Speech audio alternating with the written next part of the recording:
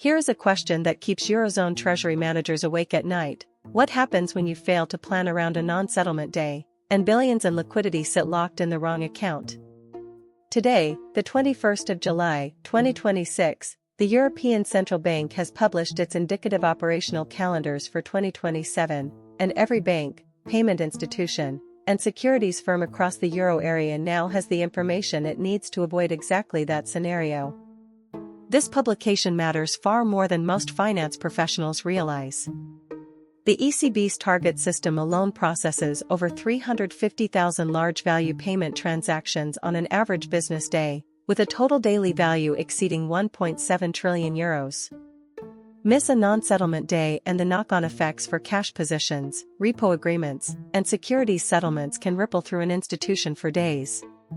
Today, we break down everything you need to act on right now. So what exactly is an ECB indicative operational calendar, and why does the word indicative matter? The European Central Bank operates several critical payment and settlement infrastructures, most notably Target for large-value interbank payments, TIPS for instant euro payments, and T2S for securities settlement. Each of these systems has defined business days during which settlement can take place, and the operational calendar specifies which days in a given year each system will be closed, the so-called non-settlement days. The word indicative carries legal weight. It means the ECB is publishing these dates in advance as guidance, but reserves the right to make adjustments if exceptional circumstances arise, such as unexpected public holidays declared by Eurozone member states or unforeseen technical events. In practice, however, these calendars are highly stable. Banks are expected to build their entire 2027 operations planning around them, and deviations are extremely rare. Let us look at the specific non-settlement days confirmed for Target in 2027. There are 6 standard dates the ECB applies each year. First, New Year's Day on the 1st of January, 2027, and critically, in 2027 that date falls on a Friday, making it a genuine business day closure that will directly affect interbank liquidity positions heading into the first weekend of the year.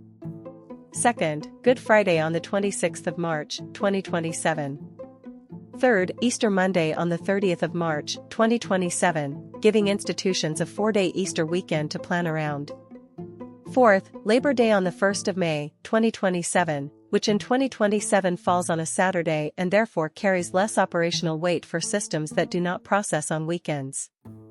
Fifth, Christmas Day on the 25th of December, 2027, a Saturday. And sixth, the 26th of December, 2027, which falls on a Sunday. These final 2 dates fall on weekend days in 2027, meaning the practical closure impact for weekday-only settlement is minimal, though they remain formally in place. Now here is where many finance professionals make a costly assumption.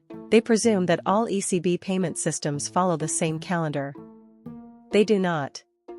Target, the system for large-value euro payments between banks, observes all 6 non-settlement days just listed. T2S, the Target 2 securities platform for securities settlement, follows its own closely aligned calendar, though additional settlement-free days may apply depending on the central securities depository and asset class involved. TIPS, the Target Instant Payment Settlement System, is a fundamentally different case. TIPS operates 24 hours a day, 7 days a week, 365 days a year, without exception. There are no non-settlement days for TIPS. Instant euro credit transfers can be processed on Good Friday, Christmas Day, or New Year's Day without interruption. This distinction is vital for any bank offering instant payment services. Your TIPS infrastructure must remain fully operational even when your target operations desk is closed. What does this mean in practical terms for banks and treasury teams? Consider the Easter window. With Good Friday on the 26th of March and Easter Monday on the 30th of March, institutions face 4 consecutive days with Target closed for settlement.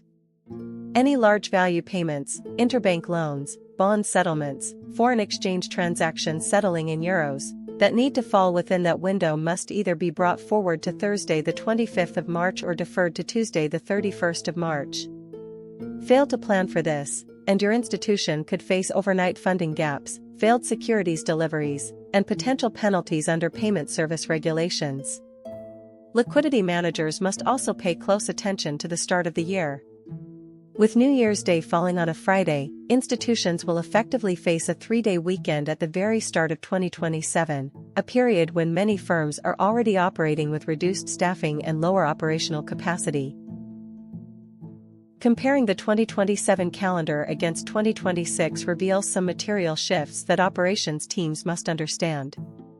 In 2026, Easter fell on the 5th of April, placing Good Friday on the 3rd of April and Easter Monday on the 6th of April. In 2027, Easter arrives approximately 1 week earlier, with Good Friday on the 26th of March and Easter Monday on the 30th, landing squarely within the final week of Q1. For securities firms with large volumes of March-end reporting and settlement obligations tied to quarter-end positions, this earlier Easter compresses Q1 2027 settlement capacity significantly. Teams that relied on the first week of April as buffer time in 2026 will not have that luxury in 2027. Meanwhile, in 2026 Christmas Day fell on a Friday, meaning the 2 Christmas non-settlement days landed on genuine business days.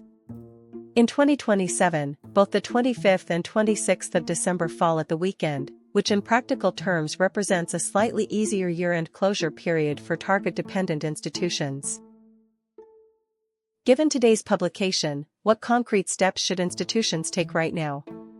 The first priority is distributing the 2027 calendar to treasury, payments, and operations teams this week, not in Q4 2026.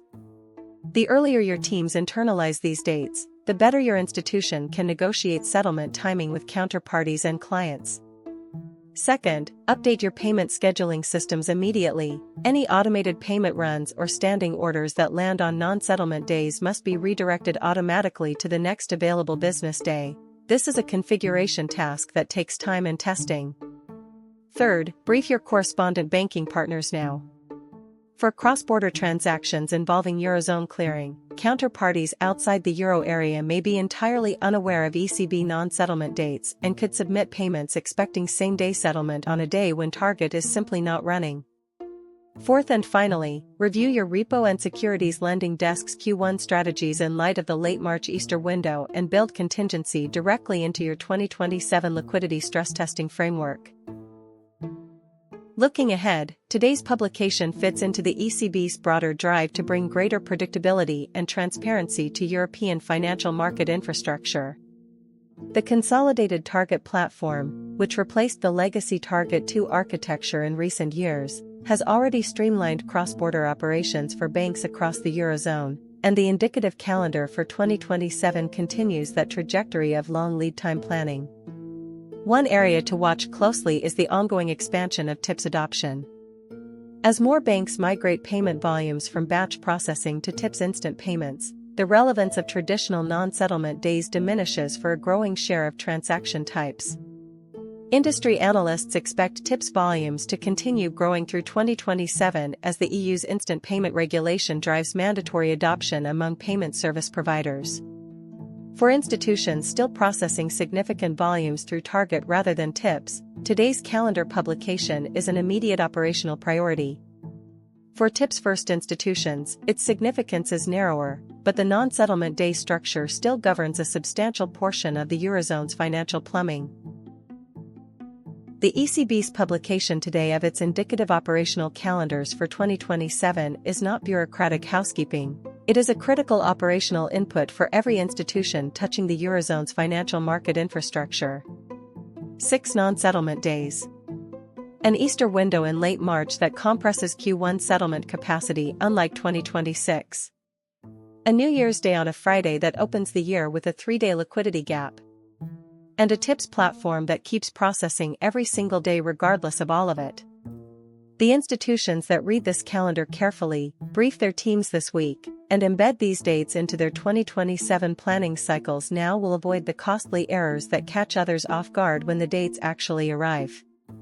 Thank you for watching. If this video gave you something concrete and useful, subscribe for regular breakdowns of ECB policy and Eurozone financial infrastructure updates, delivered clearly and without jargon.